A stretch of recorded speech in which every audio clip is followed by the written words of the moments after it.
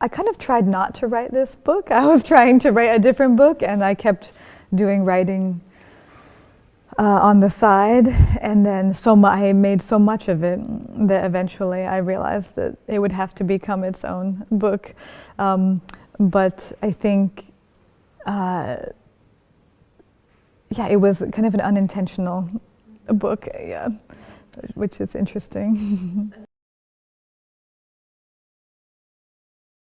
I think I had a lot of writing about contemporary issues in queerness and sexuality and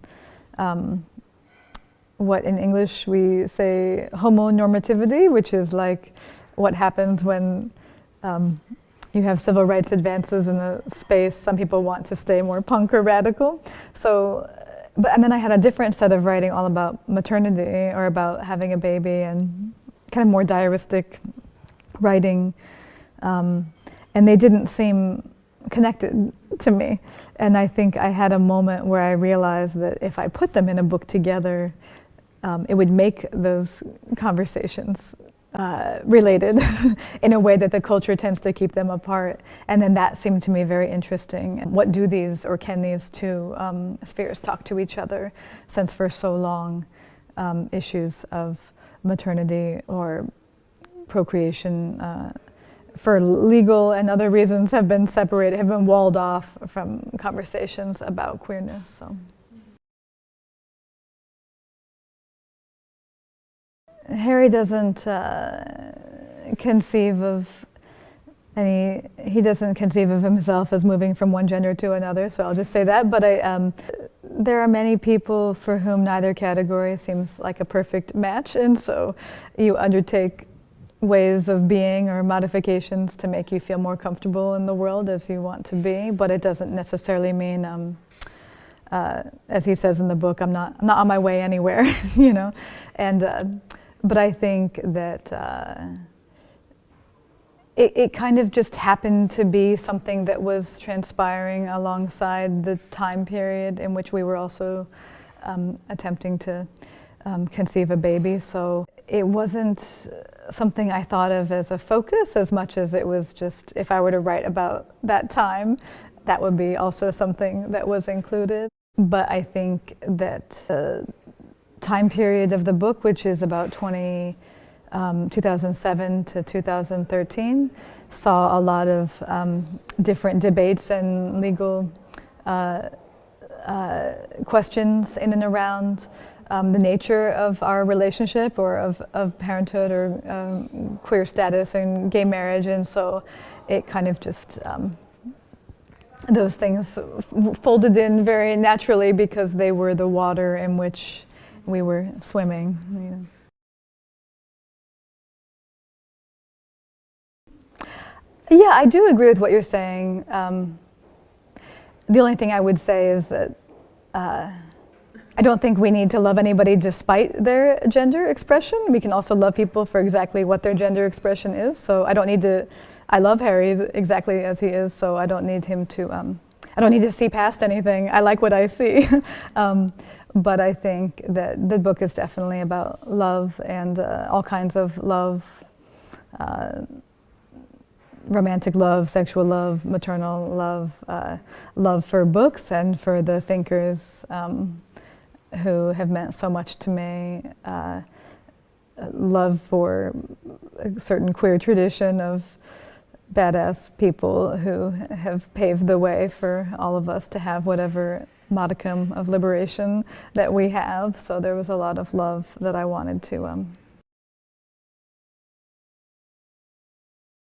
The book is a lot about not being interested in or really buying into the dichotomy of like, here are the norms over here and the transgressive over here. And so so I guess on that level, I don't think of the desire to have children as a normative desire. I think it's just a human desire that some people have and some people do not have.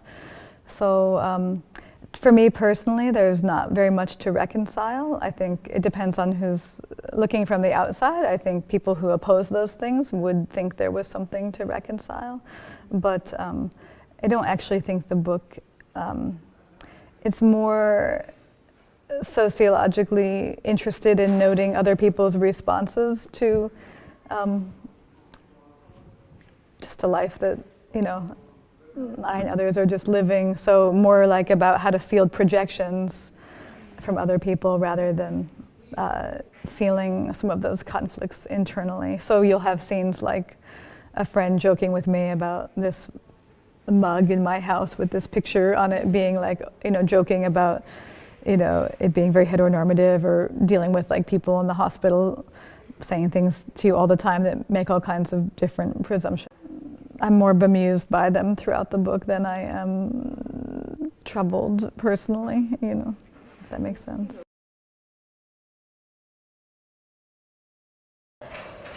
I don't know. There are too many people in the world for me to speak for what people are doing. I think that you can certainly have cultural moments that are encouraging for people to think expansively, and then you can have moments like the present where there's a very, at least in the States, a very grim and bigoted specter that has made itself, it's always been there, it just has made itself in the seat of power. So we have to deal with that problem now. And, but I think that the great thing about people who push categories and limits and do great transgressive radical art is that they always are with us and they're always doing their work. So it's just a matter of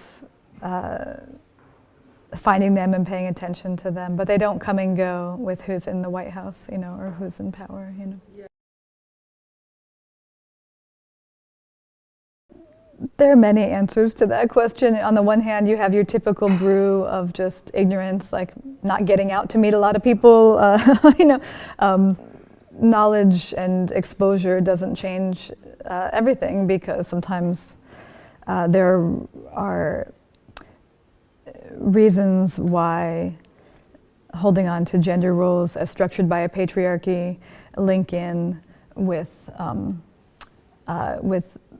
the right wing and violence and things like that. So certainly there's a tradition of homophobia and sexism on the left. You know, it's not, one party doesn't have the monopoly on it, but I do think that an interest in autocracy and having a big daddy run your state and control things obviously has an investment in gender roles. Yeah, it's not an accident when those things go together, you know.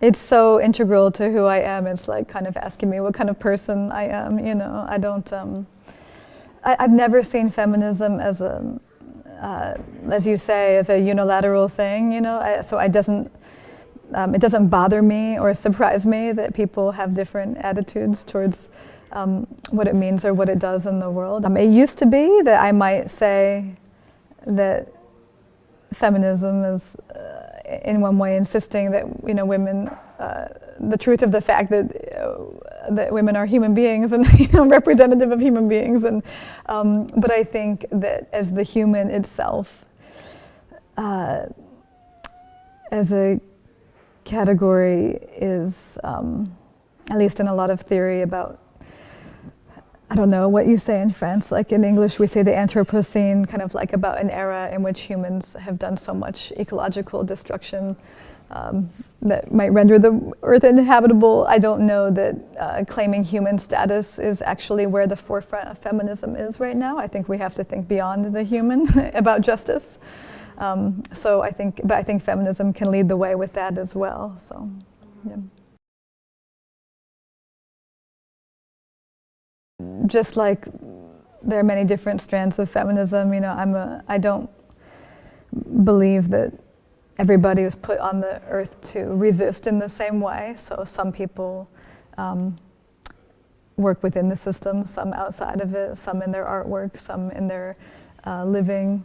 But I think that I think we need it all. I think we need all kinds of labor, you know, all kinds of resistance labor. So I teach students in the university, and a lot of them wonder if they should be studying as opposed to going out and doing more ostensibly political labor, you know. And I think it's a good question. I mean, I think everybody needs to ask themselves, but I do think that, I mean, certainly my thinking and writing books, I mean, I'll go to the streets when we go to the streets, you know, we all have to do that, but, you know, I have to think that, and I have seen that that labor is useful to people in different realms, so I don't think that encouraging everyone to embrace the end of time-consuming intellectual or artistic labor is the way to liberation. So I think that we need all hands on deck, you know. I mean, it's been a tremendously interesting, in the months leading up to Donald Trump's election, so many American women were just watching and waiting, thinking that this horrifying spectacle would be tolerable so long as it were roundly defeated, and everyone was looking forward to that jubilant day that, of course, did not arrive. So I think there's a real through line between what's happening now with a tremendous pent-up anger and rage from centuries, but also in particular from the last year. So I mean, I think it's been complicated, it's been messy. There are things I don't agree with and, you know, rage about in my kitchen or whatever, but I think that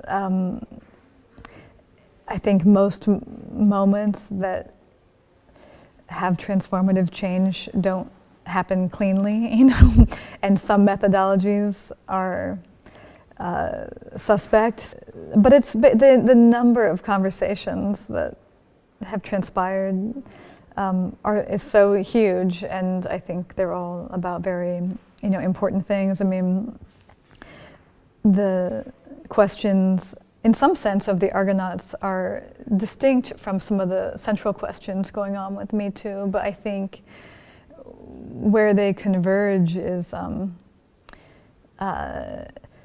that in an impoverished situation whereby it's difficult for women to know what they want and say what they want and be heard when they do say it, that is a struggle in which I think, you know, everybody takes a part.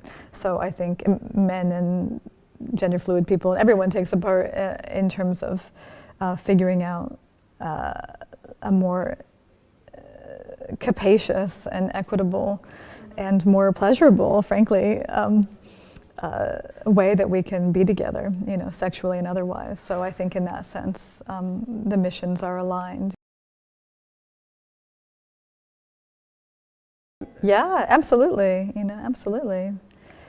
And also, I understand why people feel, at least in the States in this moment, I hear a lot about men feeling nervous, but this is a portal that we must go through to come out the other side. So, you know, strap on your gear and let's keep going, you know.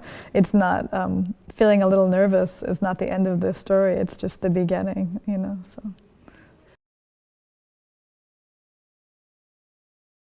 I mean, only 2 books have come out in French, but I have 5 books of nonfiction, and I think 2 of them are solely critical, where there's no first-person autobiography, and then 3 of them, The Red Parts, Bluets, and The Argonauts, have kind of a mix. So it's not, it depends on the project, you know, so I think that it's not something that I insist upon in my work. You know, if the book project seems to need that intimacy or testimony, then I'll provide it. But currently I'm working on a book that's more similar to my book, The Art of Cruelty, in that it's more located in political theory and art about notions of freedom and liberation. So we'll see. Maybe it'll get autobiographical, but currently it's not, so we'll see. Yeah, exactly, yeah. No, it takes a long time for me to know what I'm doing in the writing, so.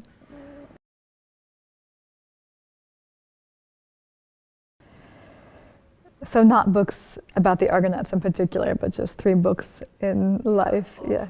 That's a hard question.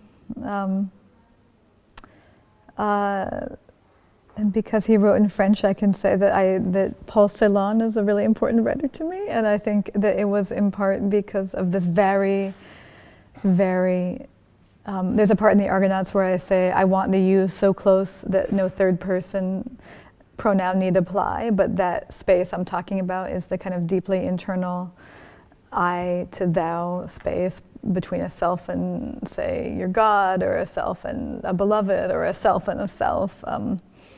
That I think he writes from, that was very influential to me. I think on a much more pragmatic level, I Against Interpretation, a book of Susan Sontag essays from 1966, really showed me a kind of, not breezy, but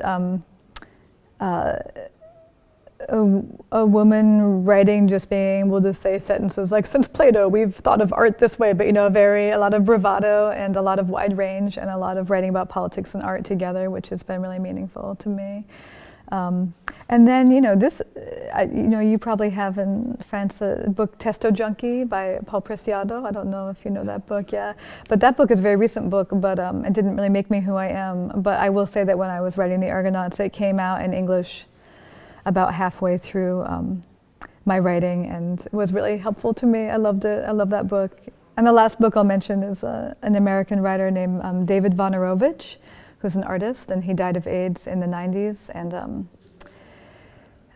he wrote a book, a very different cultural milieu, but similar to Hervé Goubert's To the Friend Who Did Not Save My Life. But, writing while dying, and Close to the Knives, Vonarovich's book, he wrote while he was dying, and he was saying things like, when I'm dead, take my ashes and throw them over the White House gate, and which is exactly what his lover did. And I think that kind of urgency of address was totally transformative to me as well. Thank you very much. Thank you. Yeah, thank you.